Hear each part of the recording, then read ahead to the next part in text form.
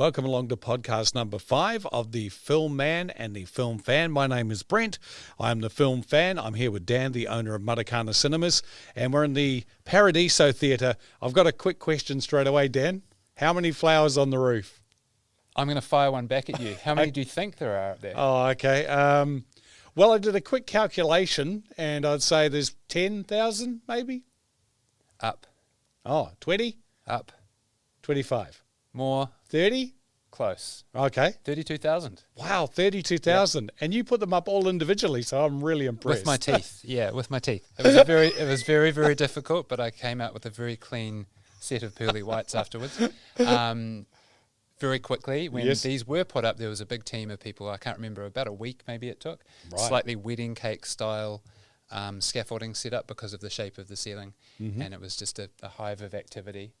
Putting those up, and I love this theatre. It's my favourite in the world. It is. It's really, really very good. Beautiful.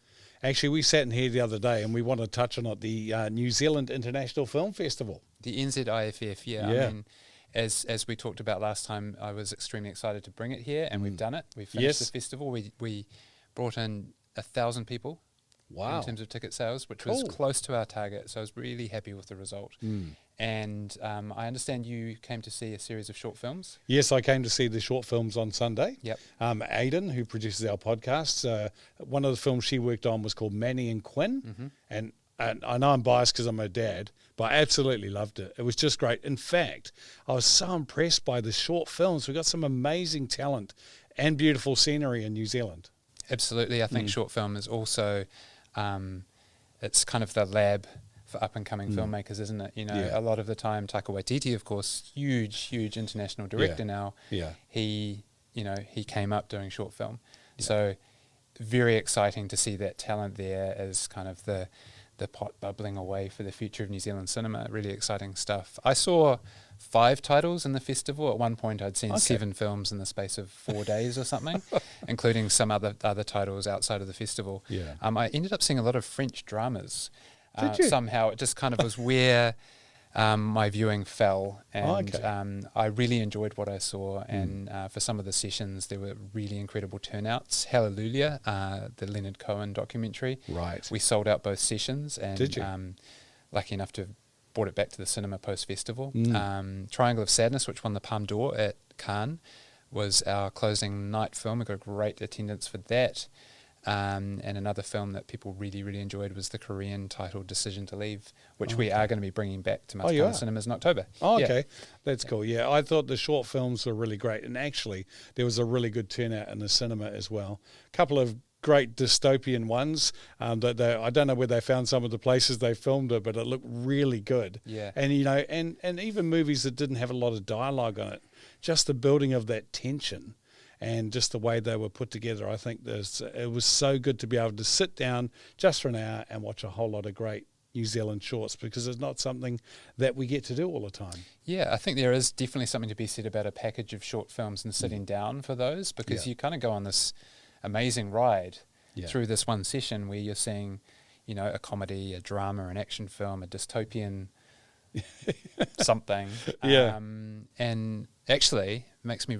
it reminds me, we're showing the Show Me Shorts Film Festival in October. Oh, you are? So, that's coming back for the 6th or 7th year. Really excited to be doing that. The times are on the website. We always do the Sampler, which is a series of hand-picked best of films from that festival. And then the other one, I can't quite remember the name off the top of my head, is more focused on ecological titles. Oh, okay. So... little segue there. So next festival, though, is the Italian Film Festival. Yes, that's good. That kicked off on the 6th with our opening night event. Really excited to have that festival back again. And it runs through to the 14th of September. So for Italian cinephiles, that is definitely something that, you know, you want to have in your calendar. We're starting to see a pickup in ticket sales post the NZIFF. That was much the focus for that period of time. And... really excited to see that having kicked off really nicely. I saw some trailers for the Italian Film Festival. It looks like there's some great movies in there and all kinds of genres, really. Yep, absolutely. Yeah. I think this year, Paolo Rotondo, who directs the festival, he's gone a little bit more dramatic. Yes. And there are also some great Italian comedies in the mix there. So, the way that that's opened, I'm really excited with. And so do you get a lot of inquiry about coming along to the Italiano Festival locally? I mean... Yeah, I mean, this is the first year where we've been lucky enough to have built up to having the French, the New Zealand International Film Festival, the Italian Film Festival, and the Show Me Shorts Film Festival all in 1 year, and I'm really happy about that. On the scale of things, the New Zealand International Film Festival has shown us that is clearly the highest attendance of the festivals. The French, there was a lot of comedies in the French Film Festival this year, and I think people really gravitate towards French comedy, and we nearly hit 700 admits for that festival, a fantastic turnout. The Italian, we usually get around 300 to 330, so that's always where our estimates kind of sit. So Italian film, I think, is a little bit more niche and a bit more for the cinephiles. Yeah. And I think if you speak Italian, it's definitely something that, you really want to attend. But we're always looking to lift those numbers, and so far it's kicked off really well. Yeah, it's very passionate and dramatic Italian cinema, isn't it? There's a lot of flair, of course. It looks good. And so what are some of the movies we can look forward to coming up? Because, it's great you got the festivals, and the wonderful thing about Matakana Cinemas is you also get all the big blockbusters, and they're, because we're heading into, we've just come out of the summer season releasing overseas, I suppose. The Northern Hemisphere summer. Yeah, but there's still a lot of movies being released, aren't there? Yeah, look, to be fair, and I think the industry will accept this, August has definitely seen a real lull in blockbuster content, and that does do a little bit of damage to the industry, because what you want to have is this roll-on effect where blockbusters sort of, they beget the next blockbuster, and you get the ability to trailer on that blockbuster for the next ones. And there has definitely been a little bit of a lag, and a lot of the commentary going on at the moment is there should have been another one, maybe two, for the back end of the Northern Hemisphere summer. Right. Blockbusters are absolutely, for lack of a better term, the cash cow for cinemas. We cannot survive without blockbusters because they are the films that bring in large numbers of people, and without that, it is extremely difficult to maintain a business like this. Top Gun and Elvis really pushed the industry forward in June and July, and a lot of people were saying what a fantastic way to really start to see some industry recovery. And I'm talking worldwide here. Yes, post, we still kind of are in the pandemic, but definitely past the worst part of it. And it's been a really difficult couple of years. So those films really helped, but the momentum really fell off when we didn't have some really successful blockbusters in the sort of late July, August window. Bullet Train, as enjoyable as it is, it sort of hasn't pulled people in the door. Okay. And Nope, which I thoroughly enjoyed, has struggled to bring people into cinemas as well. Has it? Because it's done so well overseas. But like we were talking about this before, because it's a horror movie, I don't do horrors. Yeah. And so I kind of looked at the trailer and I thought, I don't know, could I sit through that? A horror movie, but you don't think it's necessarily a full-on horror movie. Yeah, well, we touched on this last podcast, didn't we, about horror movies and horrors in the projection room. That's right, yeah. If you haven't watched episode 4, people, I'm not going to tell you what happens, but that's a little teaser. Go back to episode 4 and find it. Go and watch it. Dan still has nightmares and wakes up in cold sweats. Real nightmares, yes. So Nope is not really a horror film. It's not what I expected. It goes into what I would call a much trodden bit of film fare. Like a lot of films have been done about the subject that actually happens in Nope, and I'm not going to say what that is, but that really surprised me. I went, oh, okay, it's one of those kind of films. It's not the horror film I thought. There's definitely suspense and thrill, and at times you're going, what's going on here? And not being a horror fan, I can say I wasn't, hiding behind my hands or wanting to run out of the room, but I really enjoyed it. And I would say that part of the film is more science fiction, and another part of the film is more based in real life horrific events, and that's the more sort of disconcerting part of the film that puts you a little bit on edge, and then the other part creates this kind of what's going on, kind of enjoyable part. So it's a really interesting combination. It's sort of got a couple of threads going on. Yeah. I don't really want to say much more. I do recommend it though, and I'm glad I went to see it because it's not the kind of film I would usually see. It put me out of my comfort zone. Yeah, okay. And I came out of it going, yeah, I really enjoyed that. So you don't think maybe because of Bullet Train and Nope are sort of different from, as we say, off the back of Blockbusters, that could have been a problem? There's two, I mean, they're not exactly similar, but they're a different style than what you normally see when you go see a Blockbuster movie? My theory is that R-rated films are difficult to get, you know, big box office results, especially when Bullet Train's an R16, and you who wants to go in and see an R16 film? 13, 14, 15-year-olds, and they can't go and see them. And there is this issue where content is so available now. An R16 film was easy to sort of ring fence 20 years ago. Yes. You know, Yeah. you can only go and see it at the cinemas. That's right. And then it might end up on TV at midnight or 11 p.m. Yes. You know, now stuff's available. And we do get into this interesting conversation with parents who come in, they want to take their kid who's not of age when it comes to restricted rating. Yeah. And it's sort of, well, I'm the parent, I should be able to make the call. Totally agree. Yeah. However, the law says that this is a restricted film and you can't come and see it. Oh, God. And we found this a lot with Deadpool and the Kingsman franchise as well. Oh, of course. A lot of young kids wanted to come and see them and they couldn't by law. And we're just doing our job, and that makes it really difficult because I also accept that parents want to be able to make that decision for their kids. Yeah, I think when I was growing up, if I'd gone to an R13 movie with my mum or something, yeah, we would have thought, hey, we've made it in here. We've done a, you know, mum's got us across the line here. But yeah, I see from a legal point of view, you've got to police it, don't you? Yep.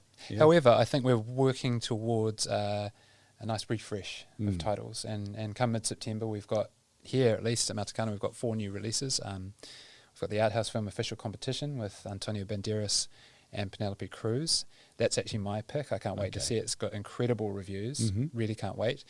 We have Ticket to Paradise, which is starring... Yes, George Clooney and Julia Roberts back together in a rom-com. You know it.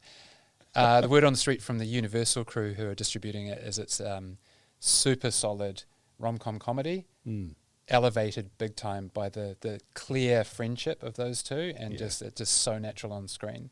And I think that film's going to perform really well. The Lost City was an interesting sort of test case of how rom-coms and you know, comedy would go in the market, and it really overperformed in the New Zealand market. So Ticket to Paradise, I think, ticks that box. Excuse me. Yeah.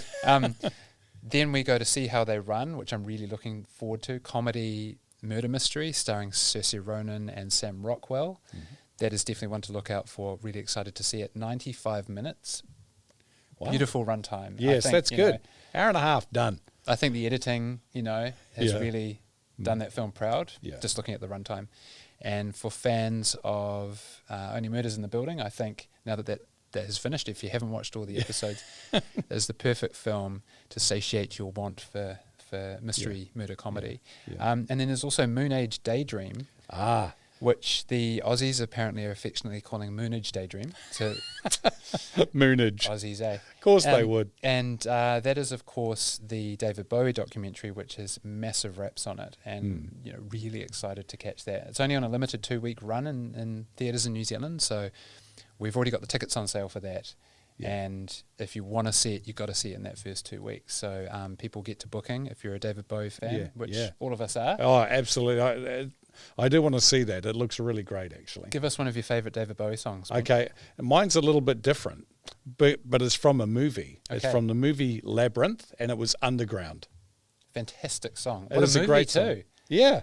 You're a very clever man talking about movies as well as music. I put you on the spot and you get maximum brownie points. I have to say Sound and Vision is one of my favourite tracks. Yes, that's good. And Modern Love, you know, like for danceable karaoke classics, you just cannot beat it. Do you bust that out like when you got Modern Love on? Is Dan getting his moves out? Is that what happens? With the hairbrush, slicking the hair, Macaulay Culkin styles. Yeah. Yeah, so I'm really excited about what's coming up in October. As well. So we'll talk about that, I guess, in our next podcast. I think we will, because we're getting into school holidays and a whole lot of kids' movies coming out. Yeah. I just want to, one last thing, because I'm a big fan of Shazam. I thought Shazam was a great movie. It really was. But it's been pushed back, like till March next year, I think. Yeah, well, it was only originally dated for January the 5th. So it's not a huge move. I don't know anything about why the date has changed on a film like this. possibly it's a post-production issue. What it has done is it's had this domino effect, and it's pushed Aquaman, which was going to release in March, way back to December 2023. That makes sense. Generally, the blockbuster films in the studios, they'll put flags in the ground 2 years, a year out from the release of these films, and even on the release chart it'll say Warner Brothers event film or Disney event film. And it's kind of like putting your flag in the ground, and it could be any film, and the sands will shift. You had an interesting thought that it could be the Avatar effect. Yeah, I've got a theory about that. Yeah, so this is what you see all the buzz going on. It's because of Avatar 2 coming out. Now, I know people have been waiting a long time for the next Avatar movie, but people are saying maybe because that's coming out, you don't want to put. You've got that, which is an event movie, obviously, and it'll be big for New Zealand because it's all been done here, right, with James Cameron. We have that sort of love for it, like Lord of the Rings kind of feel for it. So, yeah, the word is that maybe they didn't want to put Shazam up against that, but I think it's two different things, right? And the Shazam trailer was really good. I was looking forward to it. It was really good. Yeah, there's a few things in there. As I mentioned, the release date originally was early January. So it was dated at a time when Avatar already had its release date, which was December the 15th. So that was a conscious move to do that. Yes. Maybe the word in the industry that I'm completely speculating here, is that Avatar 2 is a fantastic film, and it might have that Top Gun effect, the Top Gun Maverick effect, where it just plays and plays and plays and plays and plays and steamrolls everything else that's a blockbuster film. That's possibly what it might be, or it could be post-production. There's some more scenes to film in Shazam, and then that's dominoed Aquaman back.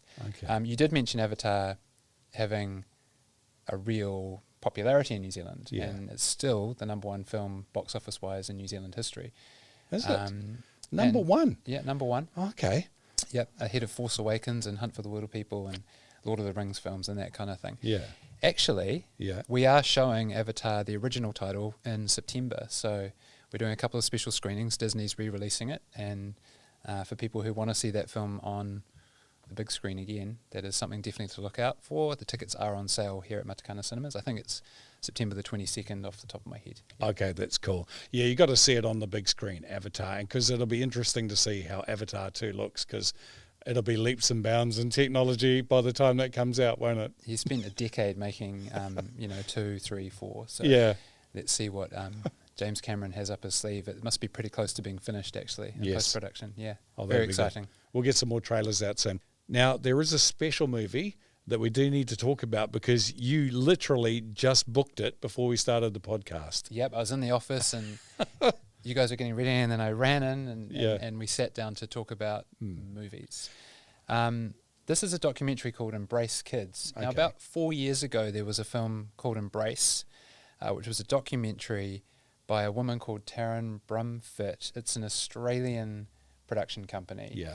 And she was wanting to do a film about body image, in particular female body image, and how you can embrace your own body. Yeah. And so she's done a new film called Embrace Kids, and it really is directly talking about particularly tweens and teens and the effects that social media and bullying and what the media images through magazines and Instagram influences and all that kind of thing can have on the mental health and the body image and the self-image and self-confidence of tweens and teens. And I think it's I've got young kids. They're not tweens or teens yet, but that'll happen very soon. So it's something that I'm really interested in, and I think is of huge benefit and of huge interest to the local community. So yes, I have just booked it in on some limited sessions for mid-September. I think the first date is the 17th of September. Okay. And I've got a session in for 4:15 on that Saturday, the 17th, and I'll be getting the tickets on sale really soon. Yes. So really excited about that. The tagline is "Filled with fun and joy, this vital documentary shows kids how to move, nourish, respect and embrace their bodies." Really important conversation. It is an important subject, and I'm a parent. I've got 3 daughters. I've got my twin daughters who are 18, and Aiden, who produces this podcast, who's 22. And the social media influence sort of came in towards the end of them leaving school and everything. And it's such a minefield, and there's so much horrible stuff So having something that kids can see other kids talk about it, it's going to be helpful, isn't it? And I also think what's really neat about this documentary is that the angle is more around the positive side of, Yes. the conversation. Yeah. Yes, here are the things we need to look at and be conscious of, but instead of being a doom and gloom documentary, it's how can we, do this better, and how can we enjoy ourselves through this really important period of our lives. Yeah. And that goes for the parents as well. And I've actually put the word out to the local community, and the response has been fantastic, and a lot of parents want to bring their kids to it and see it as a family event, hence putting on at 4:15 so you can come and see the movie and then go out for a pizza afterwards. Well, I think that, that's really good. You're doing something great for the community and using cinema to educate people. I think that's fantastic, isn't it? Entertain and educate. Blockbusters, art house, and education. Yeah, really important to me. The other thing I will say about that screening, Brent, is we've decided to make all the tickets $12 kids prices for everyone, because it's embrace kids. So and the distributor's on board with that too, so thanks to Transmission for coming to the party on the ticket pricing for that. That's good. So embrace kids, that's one to look out for. Absolutely. All right, well, we'll look forward to podcast number 6, and we're going to talk about all the stuff coming up for the school holidays and a few good animated movies, so looking forward to that. Cool. Thanks, Brent.